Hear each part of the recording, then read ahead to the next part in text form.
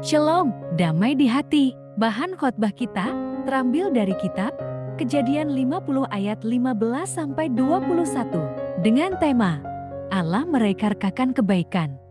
Sahabatku, kitab Kejadian 50 adalah bagian dari kitab Kejadian dalam Alkitab Ibrani dan Perjanjian Lama di Alkitab Kristen.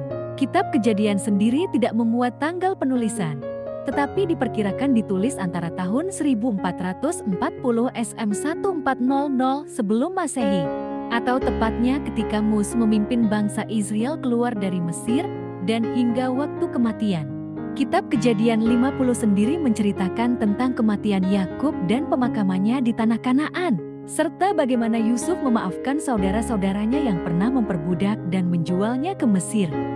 Ayat 15. Ketika saudara-saudara Yusuf melihat bahwa ayah mereka telah mati, berkatalah mereka, "Boleh jadi Yusuf akan mendendam kita dan membalaskan sepenuhnya kepada kita segala kejahatan yang telah kita lakukan kepadanya." Tafsiran: setelah kematian Yakub, saudara-saudara Yusuf khawatir bahwa Yusuf akan membalas dendam atas perlakuan buruk yang mereka lakukan terhadapnya di masa lalu. Mereka merasa bersalah dan takut akan konsekuensinya. Ayat 16. Sebab itu mereka menyuruh menyampaikan pesan ini kepada Yusuf. Sebelum ayahmu mati, ia telah berpesan. Tafsiran: saudara-saudara Yusuf mencoba menghindari kemungkinan balas dendam dengan berbohong. Mereka mengklaim bahwa Yakub sebelum meninggal memerintahkan sesuatu kepada mereka. Ayat 17. Beginilah harus kamu katakan kepada Yusuf, ampunilah kiranya kesalahan saudara-saudaramu dan dosa mereka, sebab mereka telah berbuat jahat kepadamu. Maka sekarang, ampunilah kiranya kesalahan yang dibuat hamba-hamba Allah ayahmu. Lalu menangislah Yusuf ketika orang berkata demikian kepadanya. Tafsiran: mereka berbohong atas nama Yakub dan meminta Yusuf untuk memaafkan mereka, mengakui bahwa mereka telah berbuat jahat terhadapnya. Ini adalah momen penting dalam rekonsiliasi mereka.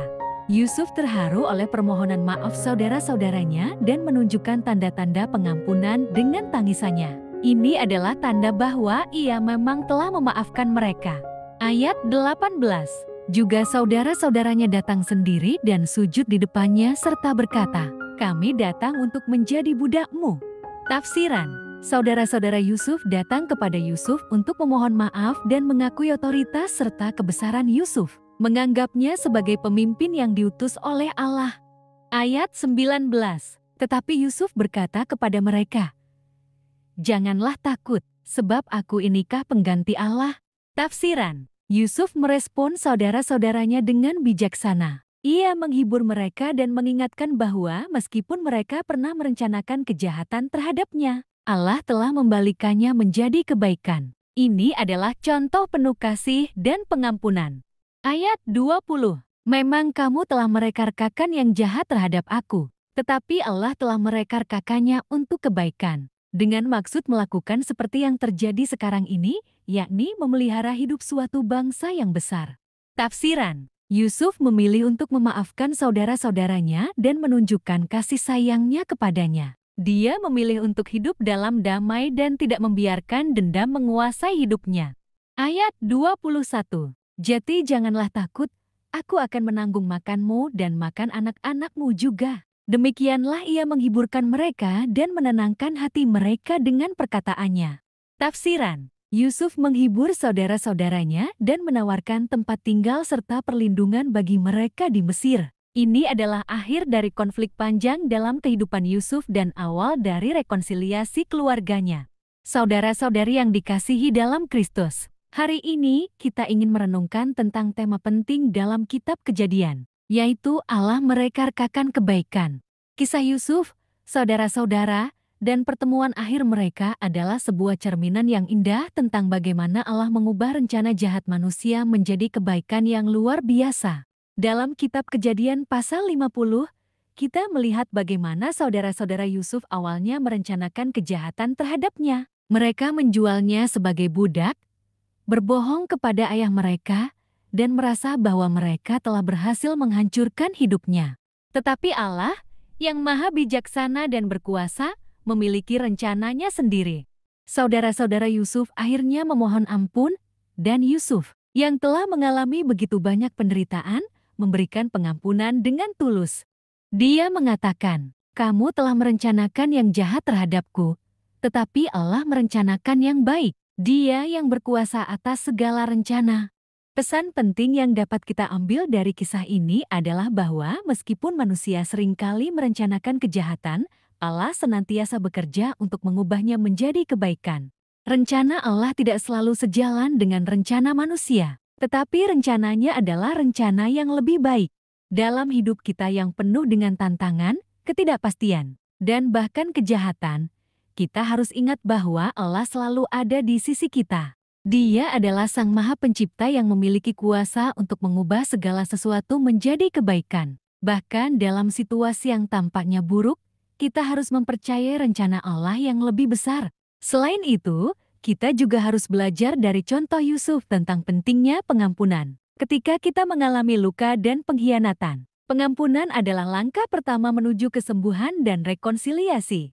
Kita tidak hanya memaafkan untuk kebaikan orang lain, tetapi juga untuk kesejahteraan dan kesehatan jiwa kita sendiri.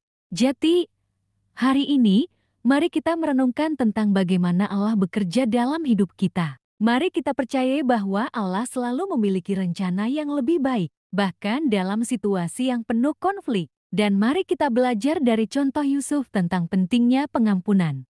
Semoga kita semua dapat menempatkan iman dan pengampunan dalam praktik sehari-hari kita dan merasakan kebaikan Allah yang senantiasa hadir dalam hidup kita. Berikut adalah 4 relevansi dan makna bagi kehidupan jemaat dari renungan tentang Allah merekarkakan kebaikan. Pertama, percaya pada rencana Allah yang lebih baik. Kisah Yusuf mengingatkan kita untuk selalu percaya pada rencana Allah yang lebih baik. Kadang-kadang dalam kehidupan gereja, kita mungkin menghadapi tantangan, perpecahan, atau situasi sulit. Dalam situasi seperti ini, kita harus bersandar pada keyakinan bahwa Allah memiliki rencana yang lebih besar dan bahwa Dia dapat mengubah segala sesuatu menjadi kebaikan. Ini akan membantu kita untuk tetap teguh dalam iman bahkan dalam kesulitan. Kedua, pengampunan dan rekonsiliasi. Contoh Yusuf menunjukkan pentingnya pengampunan dan rekonsiliasi dalam kehidupan gereja. Gereja seringkali adalah tempat di mana orang-orang dengan latar belakang, pandangan, dan pengalaman yang berbeda berkumpul. Konflik dapat muncul, tetapi kita harus selalu terbuka untuk memberikan dan menerima pengampunan. Pengampunan adalah langkah pertama menuju rekonsiliasi dan pemulihan hubungan dalam komunitas gereja. Ketiga, kepemimpinan yang bijaksana. Yusuf adalah contoh kepemimpinan yang bijaksana dalam kisah ini. Bagi gereja, ini mengingatkan kita akan pentingnya memiliki pemimpin yang dapat memberikan pengampunan, bijaksana dalam pengambilan keputusan, dan memiliki visi untuk masa depan yang lebih baik. Keempat, iman yang kokoh dan keteguhan. Kisah Yusuf juga menunjukkan keteguhan iman dalam menghadapi ujian dan kesulitan. Dalam kehidupan gereja, kita mungkin diuji oleh berbagai masalah, tetapi harus tetap kokoh dalam iman kita kepada Allah.